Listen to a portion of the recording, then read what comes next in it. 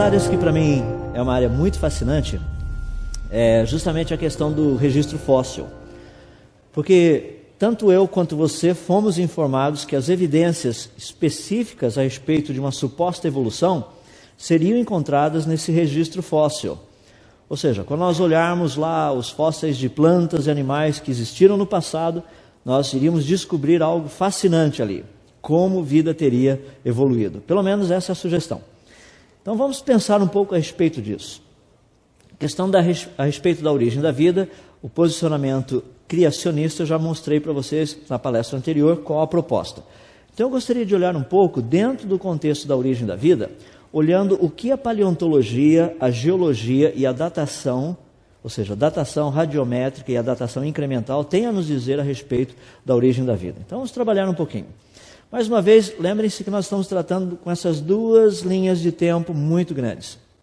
Tá?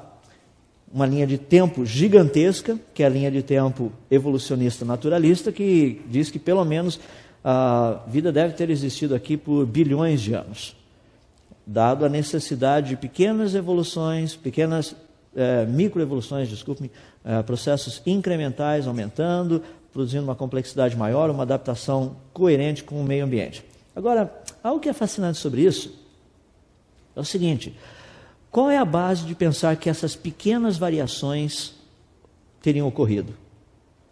A resposta é simples. É que o meio ambiente também foi mudando muito lentamente. Isso é o que nós chamamos de uniformitarismo. No uniformitarismo, a ideia é que a mudança do meio ambiente foi muito, muito lenta. Por que os peixes se tornaram anfíbios? Me dê uma boa razão para um peixe se tornar um anfíbio.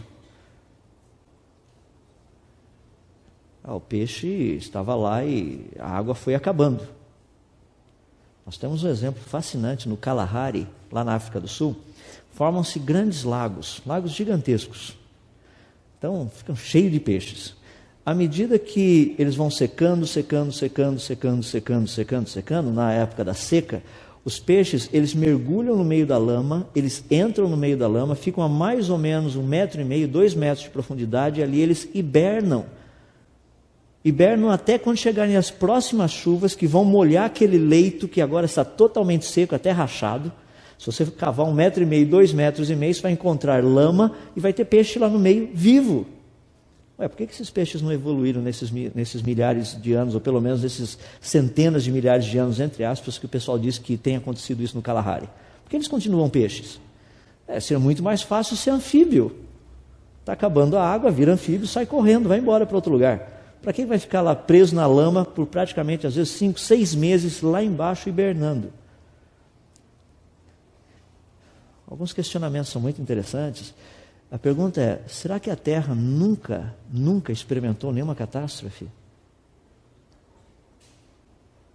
Porque se a Terra ela tiver experimentado catástrofes, toda a teoria da evolução cai.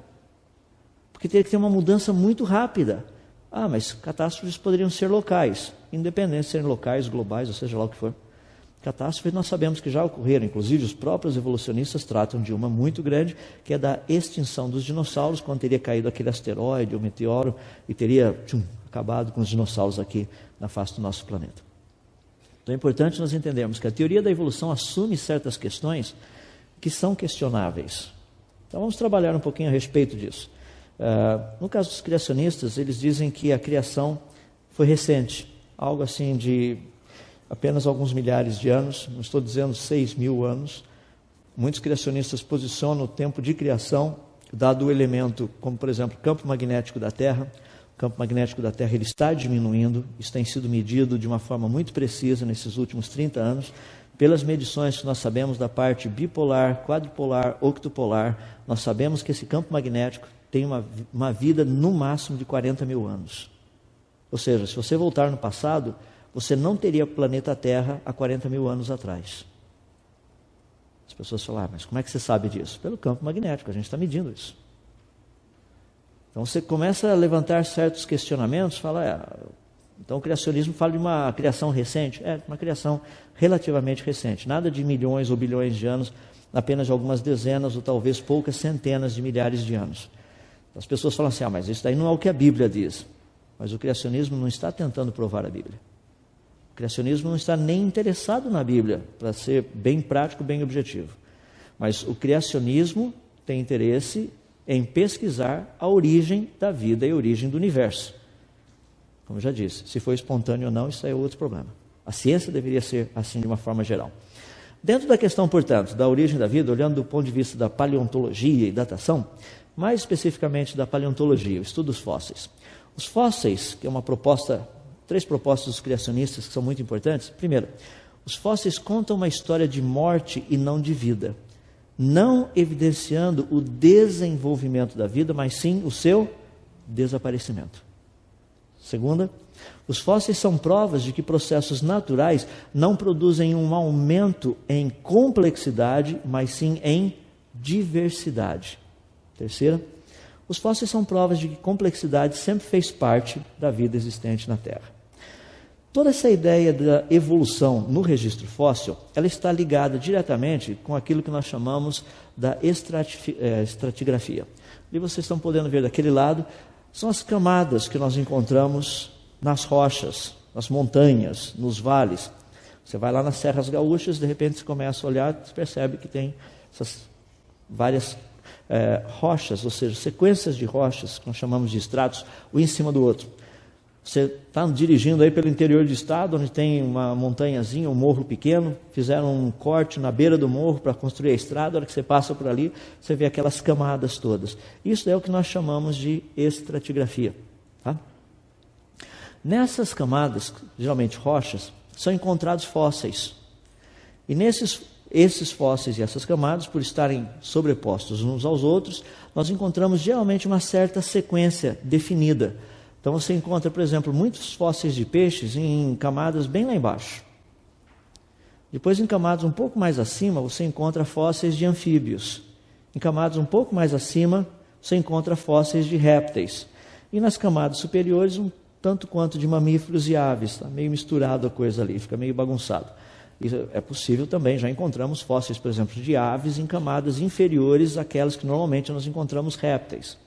Pode ter havido uma inversão, pode ter havido algum mecanismo ali que causou uma movimentação dessas camadas todas, produzindo uma ordem que não é a ordem normal, entre aspas, que nos é dada pela teoria da evolução. Ou seja, ao estudarmos essas camadas e os fósseis nelas encontrados, a teoria da evolução fez a seguinte proposta, que essas camadas contariam a história da evolução da vida no planeta Terra. Ou seja, uma viagem do passado até o presente. Então vamos olhar um pouquinho o objeto principal desse estudo, que no caso são os próprios fósseis. Bom, o primeiro deles, vamos procurar ver onde normalmente os fósseis são encontrados.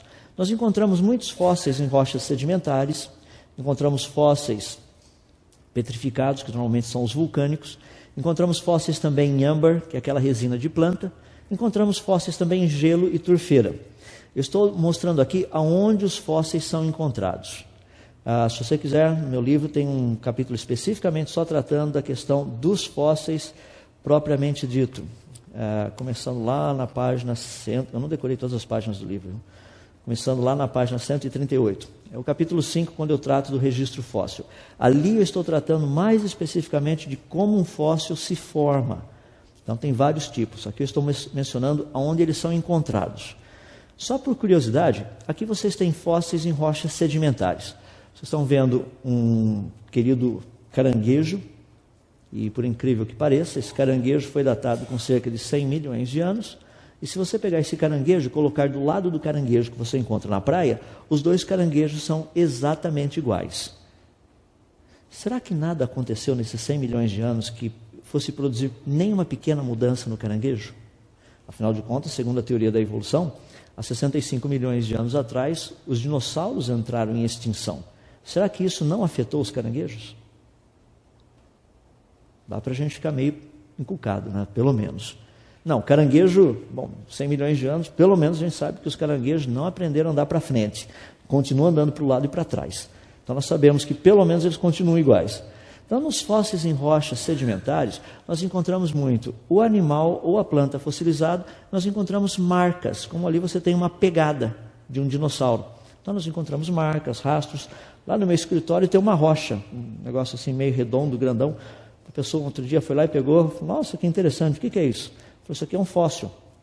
Ah, que legal, mas isso aqui não tem cara de nada. Falei, claro que tem. Não tem cara de nada. Falei, tem. Claro que tem. Você está segurando pupu de dinossauro. Falou, o que é pupu de dinossauro? Falei, cocô de dinossauro. Falou assim, obviamente não cheira, que senão não deixaria aqui no escritório, está fossilizado. Então você encontra restos produzidos por animais. Tudo isso é em rochas sedimentares. Nós encontramos também fósseis que foram produzidos por erupções vulcânicas. Pessoas, árvores, animais, muitos desses fósseis. Normalmente, esse tipo de fóssil, ele preserva quase que só a forma. Em outras palavras, ele funciona em alguns casos como um molde. Você encontra uma rocha, você abre a rocha, dentro dela tem exatamente o molde de quem morreu, ou do que morreu, daí você preenche ali dentro com gesso ou qualquer coisa, fecha as duas partes, a hora que você abre de novo e tira, você tem quem tinha morrido ali ou o que tinha morrido ali. Um dos fósseis mais interessantes, onde nós os encontramos, são os fósseis em âmbar. Não é o mais, é um dos. Fóssil em âmbar, você encontra praticamente um animal preso direitinho ali. O único problema é que âmbar tem mais ou menos uns 20 centímetros, 30 centímetros no máximo. Então, obviamente, você não vai encontrar um dinossauro fossilizado em âmbar. Você vai encontrar o quê? Você vai encontrar pequenos animais, insetos, salamandras, perereca, coisinha pequena assim você encontra. Folha, flor, pólen, tudo isso aí você encontra dentro do âmbar. Agora, só por curiosidade, lembram do Parque Jurássico? Aquele cientista que tinha uma bengala, tinha uma pedrinha laranja transparente? É isso daí que eu estou falando, ele tinha um âmbar, era um fóssil em âmbar ali. É esse contexto. Agora, dos fósseis, realmente, o que mais nos interessa, e são os mais raros, são os fósseis em gelo e turfeira. O ano passado, por exemplo, descobriram mais um filhote de mamute congelado lá na Sibéria. Existem muitos mamutes congelados na Sibéria. Existem muitos rinocerontes congelados que já foram descobertos lá na Sibéria. E uma das grandes curiosidades, e uma questão que permanece até hoje, é um dos mamutes mais interessantes, que é o mamute de Berezovica. Ele foi encontrado na Sibéria no ano de 1901, foi datado como tendo 40 mil anos aproximadamente, e ele foi encontrado na Sibéria com planta tropical na sua boca. Agora, o que estaria fazendo um mamute na Sibéria com planta tropical na boca? Inclusive encontraram plantas no seu estômago que ainda não haviam passado pelos processos digestivos. Ou seja, o mamute foi congelado rapidamente. Não foi um negócio que o mamute ficou perdido, saiu vagando e foi parar lá na Sibéria. Daí ele morreu. Não, a coisa foi rápida. Foi tiro e queda. Agora, como congelar um mamute? Põe dentro do freezer. Essa é uma maneira mais rápida. Abaixa bem a temperatura, ou então você pode dar um banho nele também de nitrogênio líquido. O rapazinho vai ficar durinho na hora. Como que você congela alguma coisa assim? Então são questões que até hoje a ciência ainda não descobriu. Vocês estão vendo ali um homem que perdeu a cabeça, o homem dito Lund, literalmente ele perdeu a cabeça. Nós só encontramos a cabeça dele, por isso. Foi encontrado numa turfeira. Turfeira, aqui no Brasil nós chamamos, pelo menos lá no estado de São Paulo, Minas, naquela região lá, nós chamamos de barro preto. Então tem muitas turfeiras aqui no Brasil, a gente encontra muito desse negócio por aí. Agora, como que funciona um processo de fossilização? Vou pegar o exemplo de rochas sedimentares, que é o que onde nós mais encontramos fósseis. Aí vocês estão vendo um peixinho numa rocha, ali está o peixe mais especificamente. Ou seja, quando houve a formação desse fóssil, não havia nem a rocha, e o peixe também não estava fossilizado. Houve um processo de fusão dos dois. Então você tem um animal e essa lama, os dois solidificando simultaneamente. Então vamos estudar um pouquinho a respeito do processo, só para nós entendermos. Primeiro, animais quando são encontrados fossilizados, como por exemplo esse peixe, foram animais que foram soterrados vivos na lama. Isso é um processo muito interessante. Nós sabemos que o processo foi de soterramento, foi rápido, porque tem todas as características de enclausuramento e morte por asfixia. A maior parte dos fósseis tem essa característica. Você percebe que o animal não assim, morreu bonitinho, ficou caído de bracinho cruzado, com florzinha, não existe isso. Animal quando morre, você pode ver que eles estão geralmente com estão contorcidos, ou alguma coisa aconteceu, como se ele estivesse querendo se libertar, querendo escapar. Normalmente, morte por enclausuramento produz isso. Algo que é muito interessante, porque peixes, por exemplo, quando eles morrem, tá, no meio da lama e tudo mais, eles liberam amônia. Amônia causa precipitação do cálcio. Começa a haver uma troca de elementos químicos. Em pouco tempo, essa estrutura do peixe começa a se solidificar. Em quanto tempo, mais ou menos? Em média, 36 horas. Fósseis são formados rapidamente. Esse negócio que o fóssil se formou em milhões de anos, isso é um exagero. Por exemplo, nós, ao pesquisarmos por aí, de vez em quando você encontra um fóssil de um peixinho. Tá? Então, está aqui o fóssil do meu peixinho. O pessoal diz, não, esse peixe morreu e foi lá para o fundo do lago. Vamos estudar isso daí. Como que se forma um fóssil de um peixe assim? Então, vamos tirar algumas ideias erradas.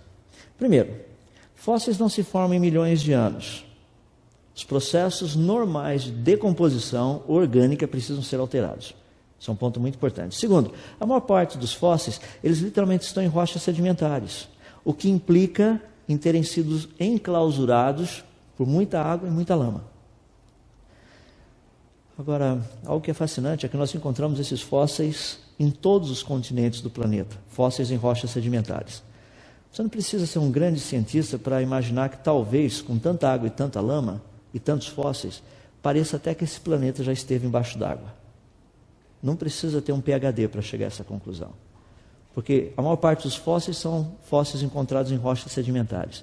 Rocha sedimentar implica em muita água e muita lama. Como você tem fósseis no planeta todo, você sabe que alguma coisa deve ter acontecido. Agora, o que é fascinante a respeito disso é que esses fósseis se formaram rapidamente, porque o enclausuramento, esse processo de soterrar, tem que ter sido rápido. Agora, fósseis, na maioria, contam como um ser vivo morreu e não como ele viveu. É importante nós sabermos qual a história registrada no fóssil.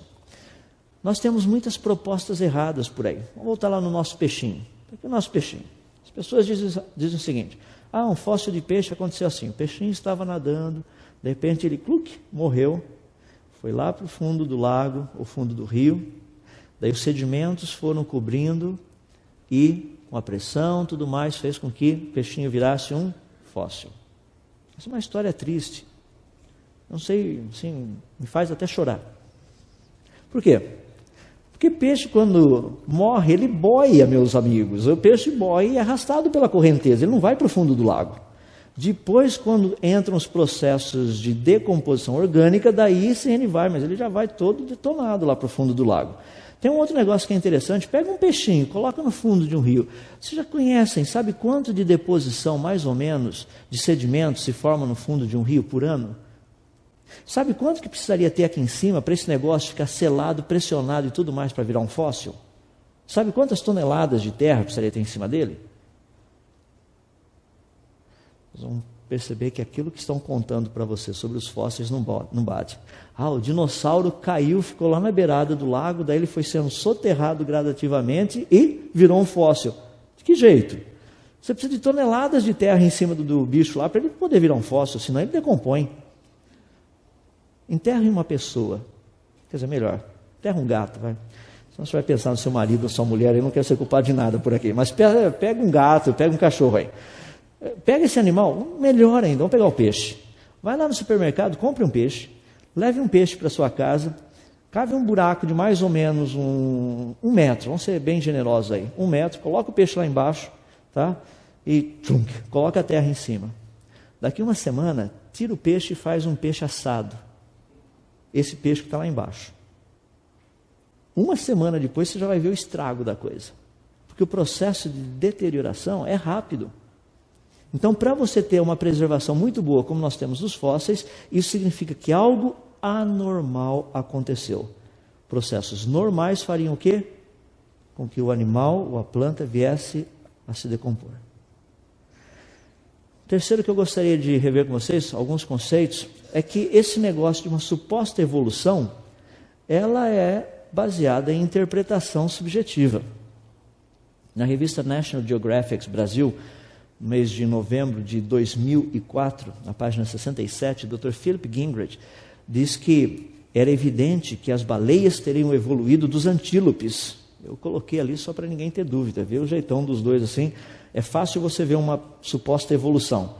Você fala assim, mas como que o pessoal chegou a essa ideia? Eu imagino que foi estudando o branco dos olhos, mas deve ter tido algum fator mais. Agora eu estou zoando. Não, é que eles perceberam, o texto da revista diz assim, olha, de repente era evidente que ele próprio se enganara e que de fato havia estreita relação entre as baleias e os antílopes.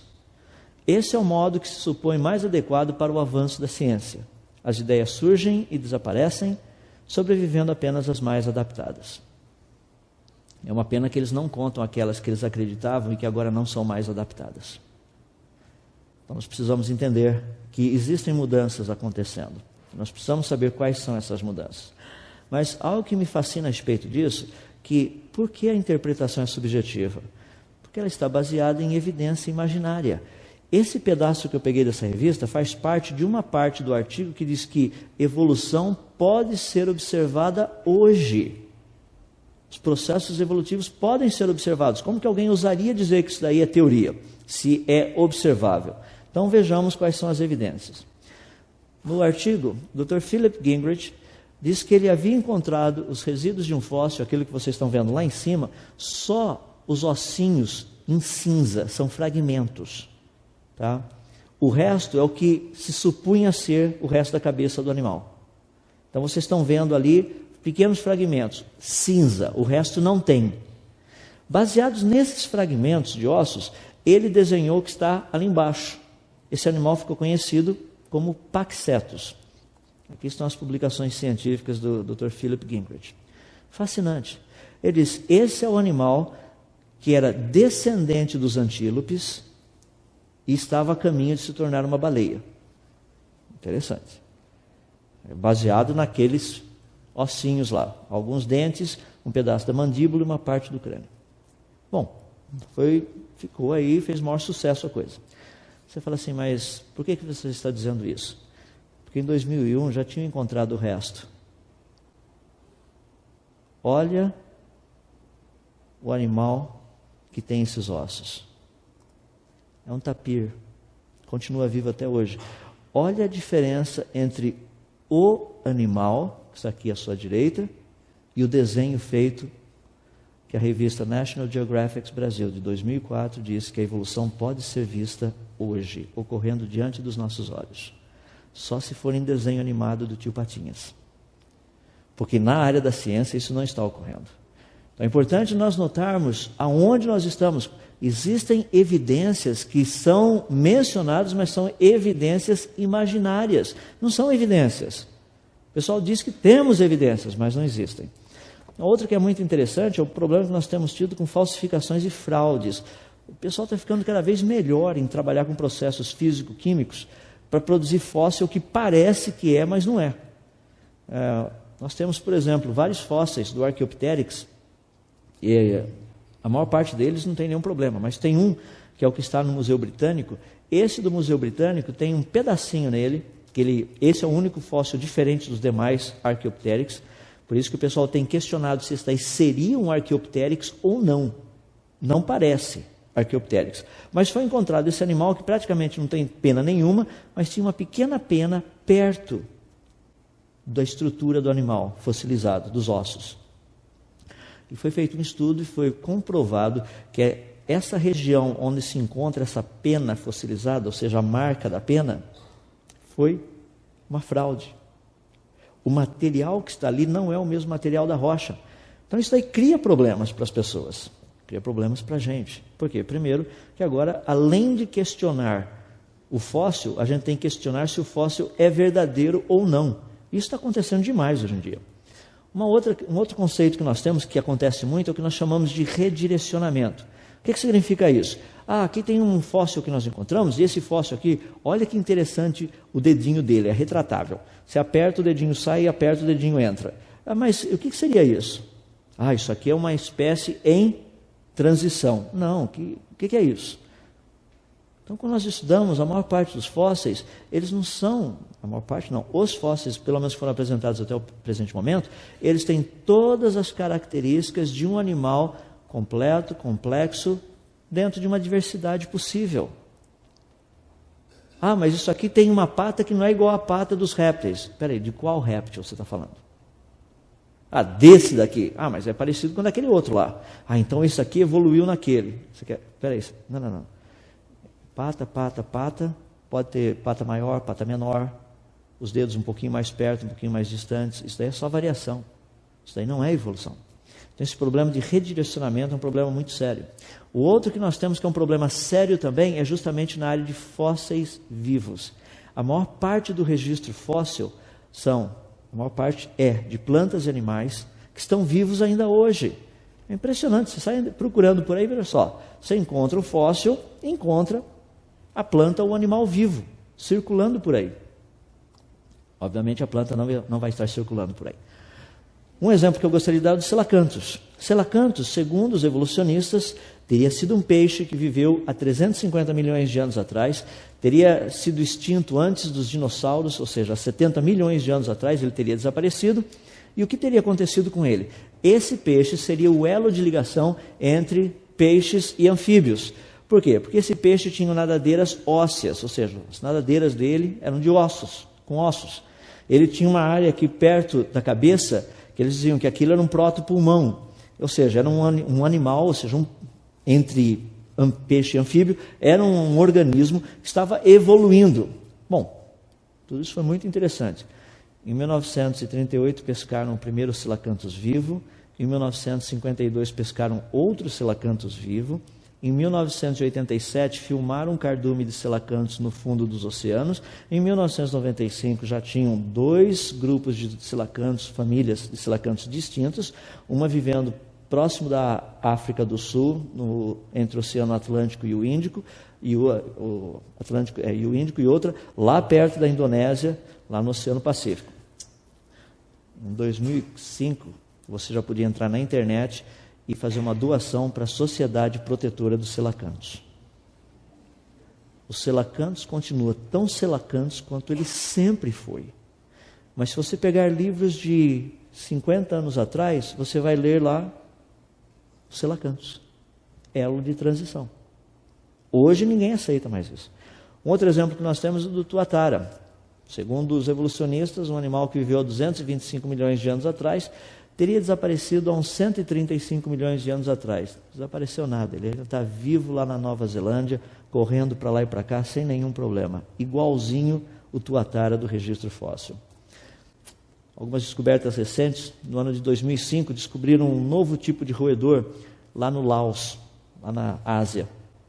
Saiu a publicação científica falando a respeito desse animal. O animal foi chamado de Kanuo, é o nome que ele recebe lá na região.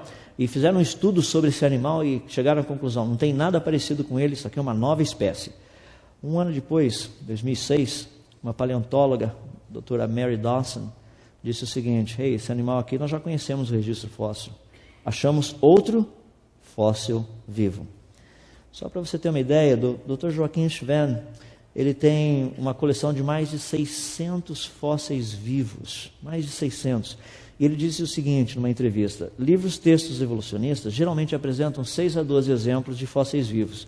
Daí a impressão de que eles são uma exceção rara, ou são raras exceções, mas não são. Então, quando nós pensamos nessa questão dos fósseis, nós temos que entender que existe muita coisa aí que é interpretativa, ou interpretação. E a maior delas, a principal delas, eu gostaria de mencionar rapidamente a questão do próprio ser humano. Aqui estamos nós, segundo a visão evolucionista. No princípio era o dente evoluiu numa mandíbula, daí para frente chegamos até a ser aquilo que nós somos. Ou seja, qual seria a origem do ser humano? Segundo os evolucionistas, seres humanos, chimpanzés, gorilas, orangotangos, viemos de um ancestral comum. Nós não viemos do macaco, nós teríamos vindo de um ancestral comum. Como que nós sabemos disso? Bom, o pessoal encontra crânios e eles vão comparando um crânio com um crânio, ou se tem mais partes do esqueleto, comparam mais partes do esqueleto. Então é feito um processo comparativo um com o outro. E como é que você sabe que um é descendente do outro? Deixa eu dar um exemplo, que é o homem de Tomai, que foi encontrado em 2001. Olha que interessante, isso daí saiu na revista Nature. Lá na parte de baixo diz o seguinte: não há DNA antigo ou algo parecido. Em geral, o parentesco entre hominídeos, olha que palavra interessante, é sugerido pela maneira como os caninos eram usados, os dentes caninos, e pela análise de algumas características mais sutis encontradas na face ou na base do crânio. Ou seja, isso daí é uma sugestão, é sugerido. Então, como que funciona essa sugestão? Vamos pegar alguns exemplos de sugestões. Se você voltar ao passado um pouco, você vai encontrar alguns livros por aí que tinham esse desenho do chamado Homem de Nebraska. Haviam encontrado um único dente e, baseado nesse único dente, chegaram à conclusão que esse dente era do antepassado de um ser humano, ou seja, de um hominídeo. Mas o resultado da pesquisa mostrou que o dente era de um porco extinto. Já imaginou você sair aí na rua agora, encontrar um dente e você desenhar quem perdeu o dente, a mulher de quem perdeu o dente, onde ele morava, todas essas coisas, baseados num dente? É impressionante. Você pegar, por exemplo, o homem de Piltdown, o homem de Java, o homem de Pequim, tem uma lista deles, todos eles fraudes. O Ramapithecus, família dos orangotangos. O próprio Australopithecus afarensis, nossa querida Lucy, provavelmente foi um macaco extinto. Como que a gente sabe disso? Olha as publicações científicas. O da Lucy, por exemplo, saiu no American Journal of Physical Anthropology. Saiu lá em 1983. Agora, algumas outras curiosidades a respeito dessa suposta evolução do homem moderno, que é muito interessante. No ano de 2004, ou seja, 4 anos atrás quase, 3 anos e meio para ser mais preciso, a revista Nature trouxe um pequeno parágrafo, ou seja, uma pequena reportagem sobre o Dr. Reinier von Sitten. O Dr. von Sitten, ele confessou que ele havia fabricado dados e plagiado o trabalho de colaboradores. Por exemplo, o crânio de Paderborn, que é um dos crânios mais famosos relacionados com a existência dos neandertais no norte europeu, que segundo ele era um crânio de 27.400 anos, foi redatado pelo pessoal da Universidade de Oxford, tanto é que quando eles cortaram o crânio para fazer a datação, olha que abriram o crânio, cheirava mal. Agora, um crânio de 27 mil anos cheirando mal? Daí começaram a fazer uma pequena pressão e o Dr. von Sitten, ele confessou que ele pegou esse crânio, que era o crânio padrão, modelo, para você saber que os outros crânios eram de neandertais ou não. Ou seja, o crânio padrão, ele pegou da tumba de um homem que morreu no ano de 1750. Fascinante. Há 250 anos atrás, então, os neandertais estavam andando aqui no nosso planeta. 250 anos atrás. Agora, o que eu acho interessante a respeito disso é o seguinte, que o que foi o Dr. Chris Stringer, que é um dos especialistas em Idade da Pedra, ele disse o seguinte nessa reportagem: o que foi considerado a maior peça de evidência, demonstrando que neandertais viveram no norte europeu, acabou de desabar. Nós teremos que reescrever a pré-história. Essa publicação na revista Nature. Sabe o que eu acho interessante? Não é fascinante você saber que aquilo que você está estudando para entrar na universidade não é mais verdade? E aquilo que você está ralando para tirar nota para poder sair da universidade também não é mais verdade? A história já mudou. Por quê? Porque ela estava baseada naquilo que homens falaram e que eles haviam mentido a respeito. Só mais um exemplo que eu queria dar a respeito dos fósseis, daí eu vou tratar da datação. Mas as pessoas chegam para mim e falam assim, não, peraí, mas existem esses hominídeos, nós temos esses fósseis aí, esses crânios estranhos. Por exemplo, aqui você tem um deles que é muito interessante, que é o do Homo habilis. O Homo habilis, segundo os evolucionistas, teria vivido há 1.900.000 anos atrás ou há 1.800.000 anos atrás. Seria uma mistura seria o que estaria entre seres humanos e praticamente lá os chimpanzés, gorilas e orangotangos.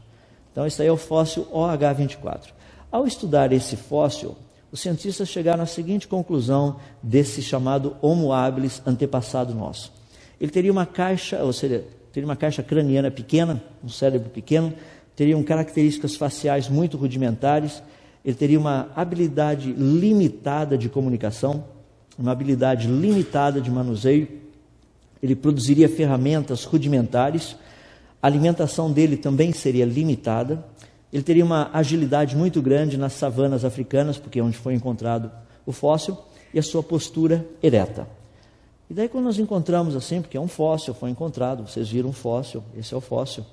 Então nós não temos dúvida a respeito do fóssil. A questão é a interpretação. Esse fóssil seria de um antepassado do ser humano ou não? As pessoas chegam e falam assim, e os criacionistas, o que têm a dizer a respeito disso? Bom, nós os criacionistas temos uma proposta muito interessante. Em vez de fazermos desenhos, nós tiramos fotografia, porque é melhor. A gente fotografa. Ou seja, essas foram fotografias tiradas de um ser humano que tem uma doença chamada microcefalia. Okay? Características faciais rudimentares, caixa craniana pequena, um cérebro pequeno, habilidade limitada de comunicação, habilidade limitada de manuseio, produção de ferramentas rudimentares, alimentação limitada, agilidade nas matas brasileiras, a origem dele, porque ele é brasileiro, tem SIC, RG e recebe a aposentadoria do governo. Postura ereta.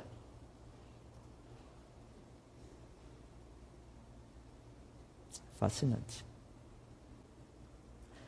O irmão dele já é falecido, e o irmão dele não tinha microcefalia. Era como eu e você. Que está um Homo habilis passeando em pleno ano de 2005, e não é de cera, de verdade. Vai no museu, ou entre na internet, procure ver os desenhos, os modelos tridimensionais feitos com massinha e tudo mais, dos chamados antepassados dos seres humanos, e compara com ele. Pergunta: antepassado do ser humano ou ser humano com deficiência física? Então é muito interessante quando nós trabalhamos essas questões. Muito interessante. Agora, o que nos é passado é que o ser humano evoluiu. Então nós crescemos acreditando nisso e nós paramos de questionar. Aqueles que estavam aqui na minha primeira palestra, o que eu disse, ciência, quando ela é ensinada de forma dogmática, ela deixa de ser ciência e passa a ser religião. A característica principal da ciência ela deve ser sempre questionável. Sempre. Nós temos que ter essa habilidade, capacidade de questionar. Um professor que ensina qualquer disciplina, sem que seus alunos possam questioná-lo a respeito do material que está sendo ensinado, ele não está ensinando ciência, independente do quanto ele creia que seja a ciência que ele está ensinando. Isso é dogmatismo. Eu já vi muitos professores por aí, chegando em escolas, perguntando se existe algum indivíduo que necessita de uma quantidade um pouco maior de neurônios, para não usar a palavra ignorante ou burro, para que ainda acredita que Deus tenha criado todas as coisas. Isso não é pergunta de aula de geografia, de história, de biologia, seja lá o que for. Pode falar para o professor, aula. A gente quer aula. Não estou aqui para discutir religião com o senhor. O senhor estava dando aula de biologia, ensina biologia. Pois bem, só um pouquinho a respeito dos fósseis. O que nós temos encontrado? Um resumo no registro fóssil. Vida sempre existiu como nós a conhecemos, apenas com pequenas variações. Nada diferente daquilo que nós temos hoje no planeta Terra.